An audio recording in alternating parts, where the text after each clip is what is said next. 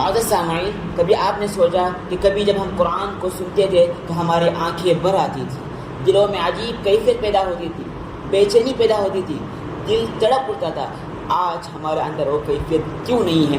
ذرا سوچئے، قرآن نے اس کی وجہ بیان کی ہے۔ اللہ فرماتے ہیں ثم قست قلوبکم من بعد ذلك فهي كالحجارہ، پھر اس کے بعد ان کے دل پتھر جیسے سخت ہو گئے، بلکہ اس سے بھی زیادہ سخت ہو گئے۔ آپ یاد رکھ لیجئے، صرف ایک بار گناہ کرنے سے دل سخت نہیں ہوتا۔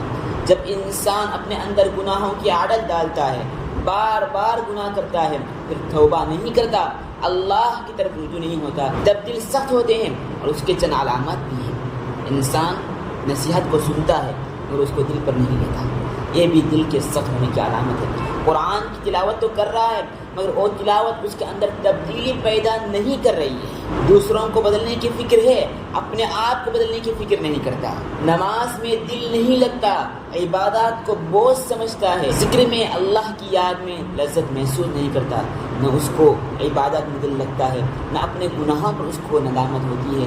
یاد رکھ لیجیے، جب کسی انسان کو ایسا محسوس ہوتا ہے، وہ دل کے سخت ہونے کی علامت ہے۔ اور جیسے کہ اس کی وجہ میں نے بیان کی، بار بار گناہ کرنے سے، اس کی عادت ڈالنے سے دل میں سختی پیدا ہوتی ہے۔ یاد رکھ لیجیے، دل کا مر جانا، دل کا سخت ہو جانا، دل کا مردہ ہو جانا، یہ سب سے بڑی محرومی ہے۔